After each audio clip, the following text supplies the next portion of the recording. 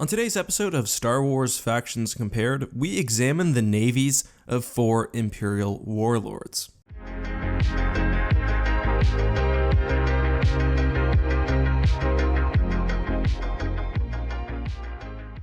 Hey guys, this is Eckhart's Letter. Hello and welcome to what I'm calling the Week of Factions Compared. For the next 7 days, I'm aiming to have 7 new episodes of my Factions Compared series. It may end up only being 5 or 6, depending on both the response and how busy I am, but you guys seem to be pretty in favor of this idea, and I'm excited. So today we're looking at Imperial Warlords, factions that existed before the unification of the Empire at Boz Pity. I've picked 4 factions which I think are interesting and distinct: the Pentastar Alignment, Zsinj's Empire, Grand Admiral Thrawn's Empire, and of course, the Dark Empire. We're looking purely at the strength of each faction's navy at its peak. We won't be factoring in leadership abilities or who had the best admirals, just how many ships they had and which ships were best. Let's start with the Pentastar Alignment. The Pentastar Alignment was founded by Grand Moff Ardis Kane. Kane was responsible for governing the Imperial Oversector Outdoor, and this is where he was stationed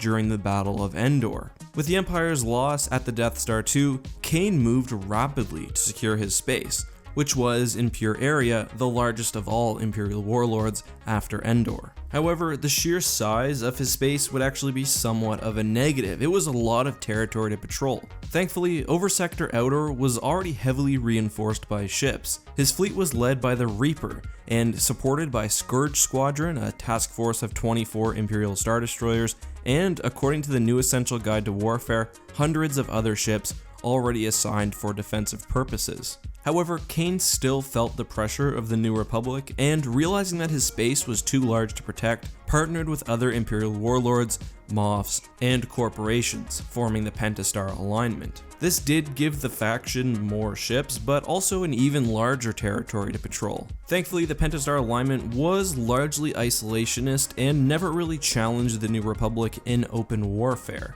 The alignment would continue to sit on its own, further militarize, and when Thrawn emerged, would donate some forces to his campaign. At its largest, the Pentastar Alignment's navy was probably fairly large, perhaps not enough to actually challenge the New Republic, but unlike most warlord factions, they weren't often losing ships due to fighting. The presence of so many corporations within the Pentastar Alignment was also a bonus. For example, the alignment was supplied Enforcer-class picket cruisers by Galactic Heavy Works, a member of the Union. Kane died in service of the resurrected Empire, and the Pentastar Alignment would soon be sucked up by the newly formed, unified Imperial Remnant. Next up, we have Zsinj's Empire. Zsinj was one of the early Imperial warlords, and his faction was one of the first to really threaten the New Republic. Zsinj was incredibly intelligent, and unlike Kane and the Pentastar Alignment, very aggressive and expansionist. He operated primarily in a large portion of space in the Galactic Northeast, known as the Quelly Oversector. Zsinj's most well-known ship was easily the Iron Fist, originally named the Brawl, his personal 19-kilometer-long Executor-class Super Star Destroyer. With that came a huge supporting fleet. While the Empire was still in power, Zsinj, as Grand Moff of the Quelly Oversector, was given control of the Crimson Command, 100 advanced Victory Star Destroyers, which, when added to his existing ships, gave him the largest fleet within the Imperial Navy. The Warlord's many ships, however, were often just tied up in defending his large space from New Republic incursions, and he personally often relied on just the Iron Fist and a couple of support ships when engaging in offensives. Still, Zsinj reinforced his navy through partnerships with others, whether Imperials, pirates, or corporations, and massed a large enough fleet to seriously threaten the New Republic. The head of Zsinj's empire, the hyper-intelligent genius himself, was killed in a combined attack by the New Republic and the Hapes Consortium, which would throw the rest of his forces into disarray and cause the dissolution of his empire. Next up, we have Grand Admiral Thrawn. 5 years after the Battle of Endor, Thrawn emerged from the unknown regions to wage war against the New Republic. Thrawn was one of the Empire's 12 Grand Admirals, each of which was an exceptional tactician and represented a major threat to the New Republic. With his reemergence, other secondary warlords and their fleets pledged loyalty and resources to him. Now, theoretically, this gives Thrawn a lot of ships. Even the Pentastar Alignment pledged resources and control of their navies to him. But in practicality, by 9 ABY, those factions had already seriously declined in strength, and Thrawn left the vast majority of their fleets where they were to protect and reinforce other territory. Even according to Palpatine, this is one of the things that made his campaign so impressive. He seriously threatened the New Republic with such scant resources. Thrawn would typically travel with a personal fleet of 6 ships, all surviving Star Destroyers from the Battle of Endor. However, we see explicitly that he managed to secure 3 other Star Destroyers, and we also know that he had other ships in reserve. By the Battle of Sluis Von, he had at least 20 strike cruisers and Carrack light cruisers, as well as 3 418 immobilizer cruisers, 2 Victory-class Star Destroyers, and 9 ISDs. However, these numbers would be greatly inflated through the discovery of the Katana fleet, and Thrawn would manage to secure 178 Dreadnought-class heavy cruisers. We know that Thrawn was also attempting to build other ships, and as the campaign continued, he was likely borrowing other ships from Imperial Remnant factions. According to the Essential Guide to Warfare, by the Battle of Belbringi, Thrawn had massed 24 Imperial Star Destroyers, 8 Interdictor cruisers, a variety of smaller ships, and a portion of the Katana fleet. This represents in my mind almost all of the power available to him, as this attack was meant to seriously cripple the New Republic. Thrawn is the only warlord on this list who had no battle cruisers, no super Star Destroyers, and no dreadnoughts at all. Alright, finally we have Emperor Palpatine. As some of you know, Palpatine returned to lead the Dark Empire after his death in a resurrected clone body. He started from the core, an area that had long been an Imperial stronghold, even with the other warlords falling to the wayside and the New Republic strengthening.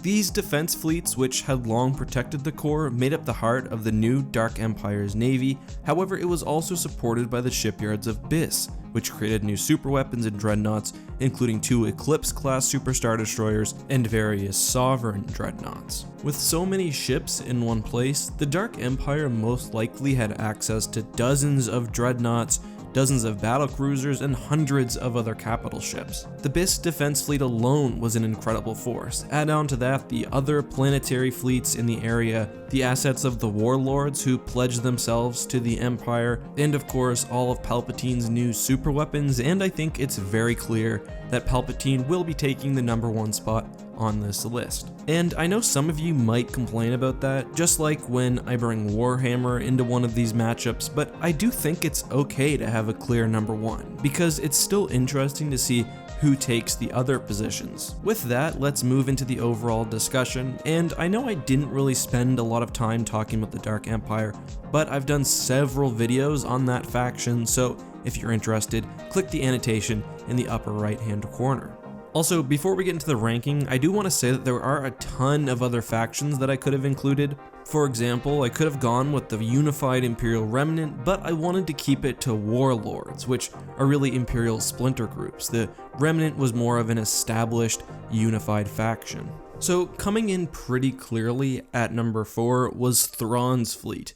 Again, the thing about Thrawn is he managed to use the little resources he did have to wage a very successful campaign against the New Republic. And really, he didn't need a lot of ships because he very rarely engaged the New Republic in open warfare, instead preferring to hit unexpected planets or use subterfuge to some degree. In total, Thrawn had no dreadnoughts, probably under 30 Star Destroyers, and by the end of the conflict, his fleet was made up largely of dreadnoughts from the Katana fleet. Next, we have a pretty close matchup between Zsinj and the Pentastar Alignment. This is difficult because we know that both had hundreds of ships, but the Pentastar Alignment didn't really fight any major battles, and Zsinj's ships were pretty far spread across his territory. He relied mostly on the Iron Fist. We never, for example, see the Crimson Command under his control, and it's not even clear to me whether those ships were still in his possession immediately after Endor. Still, we know that Zsinj had the largest pre-collapse Imperial Navy. He was able to assault not only the New Republic, but Kuat drive yards directly. So I'm going to assume that he did have more forces than the Pentastar Alignment, albeit only slightly. Although Artus Kane probably didn't start off with as many ships, he partnered with corporations, didn't fight many major conflicts, and was actively militarizing. One of the reasons I put Pentastar Alignment at number 3 is because we never really see the alignment do anything, and after Kane's death, the whole organization just falls apart. I mean, the same is true for Zsinj, but the Pentastar Alignment had a much more formalized structure. This indicates to me that there must have been some serious decline within the faction, and perhaps their starting strength wasn't as large as you would think. It's clear that Palpatine is number 1. Who would you argue is number 2? Vote in the upper right hand corner and let me know down in the comments section. Remember, this is day 1 of Factions Compared week. Let me know any video ideas you have down in the comments, and also make sure you're subscribed with notifications on so you can catch the rest of the videos. Thank you guys so much for watching. As always, this has been Eckhart's Ladder. May the Force be with you.